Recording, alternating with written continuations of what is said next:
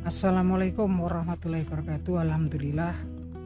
Selamat sore para sedulur-sedulur yang saya cintai. Para sedulur, jumpa lagi di kanal YouTube-nya Pak Dikun. Para sedulur, seperti biasa di sore hari ini kita akan ngobrol-ngobrol santai seputaran timnas sepak bola kesayangan kita, timnas Garuda, timnas sepak bola Indonesia. Jadi teman-teman, timnas Indonesia di bulan November 2024 nanti akan menjalani laga ataupun match yang sangat krusial, yang sangat menentukan apakah timnas kita masih memiliki harapan untuk lolos ke kualifikasi Piala Dunia 2026 nanti, paling tidak melalui babak playoff. Yang jelas di bulan November nanti timnas kita akan menjamu dua raksasa Asia, yaitu satu Blue Samurai atau timnas Jepang di bawah asuhan Hajime Moriyasu, dan si Elang Hijau atau timnas Saudi Arabia yang kemungkinan besar di bulan November nanti sudah ganti ya kepemimpinan, ganti pelatihnya.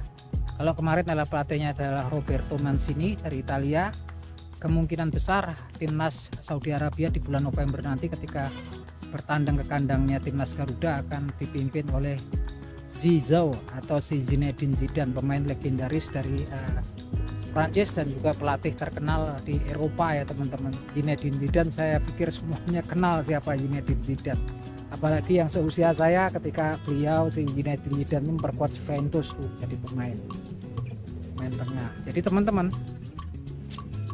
kalau kemudian kita sampai kalah semua di dua laga itu, sepertinya nyaris hampir tamat ya harapan kita untuk lolos ke putaran final Piala Dunia 2026 nanti, melalui playoff ya, babak keempat. Ini kan fase ketiga ya. Kayak seperti yang kita tahu, grup C ini kan dihuni oleh 6 negara, yaitu Jepang, Australia, Saudi Arabia, Bahrain, Indonesia, dan China. Dan yang lolos langsung adalah dua negara, sedangkan yang lolos melalui babak playoff atau fase keempat adalah 2 negara juga. Lumayan ya teman-teman, sebenarnya kita tinggal bersaing dengan Bahrain dan Cina saya pikir. Jadi kemarin tuh kalau sama Bahrain kita menang, sama Cina kita menang, kayaknya hampir 95% kita lolos ke putaran final Piala Dunia ya. Sayangnya dengan Bahrain kemudian bisa jadi berakhir imbang ya, berakhir imbang, dan kemudian dengan China kita kalah 2-1. Walaupun kita unggul di permainan, tapi memang ya apa gunanya kemudian kalau kita pun unggul di permainan, menguasai ball possession, tapi kalau kemudian akhirnya kalah juga nggak bermanfaat ya teman-teman.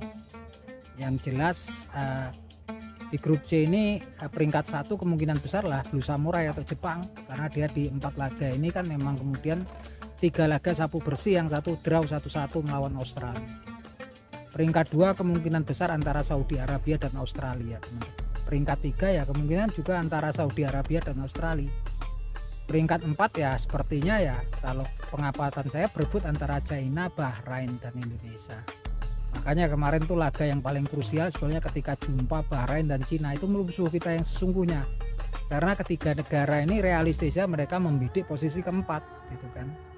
Tapi sayang lagi-lagi ya, yang saya pikir juga kalau yang ketemu China kemarin lah mutlak kesalahan pelatih saya pikir. Karena memang coba-coba dengan racikan baru gitu kan, bagaimana seorang Kelvin Verdong, seorang pure wingback ya, dia wingback ya, posisi naturalnya di Nets Nijmegen dia adalah wingback, sepanjang karirnya dia berposisi sebagai wingback, yang memang kemudian selain bertahan dia terus dengan ketika ada serangan balik bergerak cepat dari lapis kedua untuk maju ke bagian penyerangannya. Jadi pasang kemudian kemarin untuk mengganti Rizky Ridho, dia jadi starter ya, jadi center back. Terus kemudian posisinya ditempati Sein Patinama, seorang pemain yang memang di 3 match terakhir Indonesia nggak pernah jadi starter gitu kan. Kita lihat juga seorang Nathan Joaon, posisi Nathan Joaon dan Sandy Walsh yang biasa fullback kanan, kemarin ditempati oleh Asmawi Mangku Alam Bahar yang juga sekaligus jadi kapten ya. Yang saya pikir juga kan Asnawi ini dalam 3 match terakhir Indonesia nggak pernah jadi starter gitu kan, dan tiba-tiba jadi starter. Ini kan memang rotasinya patut dipertanyakan gitu kan. Kemudian Nathan Joaon yang memang naturalnya dia memang seorang fullback, baik di klubnya Swansea City ataupun kemudian di tempat peminjamannya, selalu dia di kayak Football Club Herenveen dia dipasangnya selalu jadi fullback. Karena kebanyakan pemain bertahan, ambisi SBY adalah mendatangkan pemain-pemain bertahan yang top, penuh akhirnya diplot untuk menempati posisi baru, yaitu defensive midfielder ataupun central midfielder. Tentunya ya perlu penyesuaian gitu kan, dari seorang pemain bertahan jadi seorang kreator pembagi serangan ya, seorang jenderal lapangan tengah. Yang parahnya lagi kemudian Nathan Juan ini menempati posisinya Tom Haye ya, yang memang di 3 laga terakhir Indonesia dia mainnya bagus kan gitu kan. Saya nggak ngerti ya yang seperti ini ya, pelatih lah yang udah dibayar besar oleh PSSI gitu kan. Dan lagi-lagi seorang Eliano Reinders juga nggak dipasang, bahkan nggak diikut sertakan di 23 line up timnas kita ketika jumpa China. Padahal dia segar bugar, dia tidak mengalami cedera, lagi-lagi karena alasannya STY, alasan strategi dan taktik, dia lebih memilih Marcelino Ferdinand dan Witan Sulaiman. Oke lah kan, kalau memang kemudian memang sudah pilihan matinya STY, Witan Sulaiman dan Marcelino Ferdinand ya monggo-monggo aja gitu kan, tapi hargai dong PSSI. Dimana seorang Erick Thohir dan jajaran elit PSSI, Bapak Erick Thohir ini kan memang berjuang susah payah kemudian untuk mempercepat proses naturalisasi daripada Eliano Reinders, perpindahannya dari warga negara Belanda jadi warga negara Indonesia, dan perpindahannya dari KNVB yaitu Federasi Sepak Bola Belanda ke Federasi Sepak Bola Indonesia PSSI. Sampai sumpahnya yang seyogianya harusnya diambilnya di gedung DPR RI Indonesia itu juga dilakukan di KBRI Brussels Belgia gitu kan, untuk mempercepat.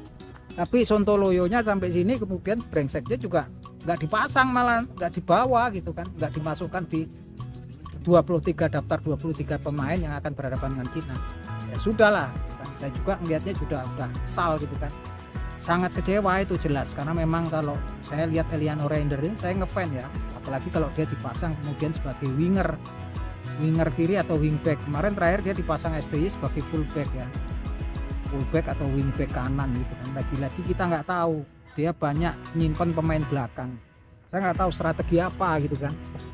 Kalau dulu saya ya ngefans sama STY, tapi ketika lihat-lihat belakangan ini saya nggak ngerti lagi ya arah dan tujuan permainan serta taktik strategi timnas kita gitu kan. Oke lah, kalau dia mau coba-coba monggo, coba-coba di friendly match lah, di laga-laga, jangan di laga-laga penting seperti kemarin, karena timnas ini bukan punya seseorang, bukan cuma punya sekelompok orang, segerombolan orang. Timnas Indonesia ini punya seluruh warga negara dan rakyat Indonesia yang jumlahnya 280 juta, yang 75% warganya adalah pecandu sepak bola gitu kan. Dan sekali lagi Bapak Erick Thohir sudah menjelaskan bahwasanya program diaspora datang ke Indonesia dinaturalisasi nggak lain untuk tujuan jangka pendek, untuk memuaskan fans, memuaskan publik gitu kan. Ini jadi sontoloyo kayak gitu si STY-nya, saya nggak ngerti gitu kan. Dan saya pikir PSSI berhak kemudian untuk melakukan evaluasi gitu kan, apapun itu. Kalau kemudian di bulan November nanti memang kemudian hasilnya nggak bagus, saya pikir perlu untuk kemudian dievaluasi. Bukan ya timnas sekelas Roberto Mancini pun bisa di out kan ketika nggak sesuai target, itu sepertinya biasa saja gitu kan. Yang jelas saya pikir kalau kemudian diganti pemain-pemain, saya harap pelatih-pelatihnya dari Belanda lah gitu kan. Dulu Korea Selatan juga bagus ketika dilatih Gus Hiddink kan. Pelatih-pelatih di Belanda itu pastinya juga komunikasinya akan lebih bagus ya dengan pemain-pemain kita yang memang sebagian besar saat ini penghuni timnas adalah pemain-pemain diaspora. Ya kalau kita sebetulnya sih bukan karena pembenci STY gitu kan. Kita cuma ngeritik agar timnas kita menjadi lebih baik ke depannya. Dan saya berharap agar jangan terus dituruti nih ambisinya STY kemudian untuk selalu mendatangkan pemain bertahan gitu kan. Untuk apa gitu kan. Akhirnya semuanya pemain bertahan, kalau perlu 11 orang pemainnya pemain bertahan kan. Kita berharap agar kemudian pihak PSSI seperti Bapak Erick Thohir Ketua PSSI dan jajaran elit PSSI juga bisa memberikan masukan ke STY. Jangan kemudian semua maunya udah diturutin, mau terus untuk pemain bertahan.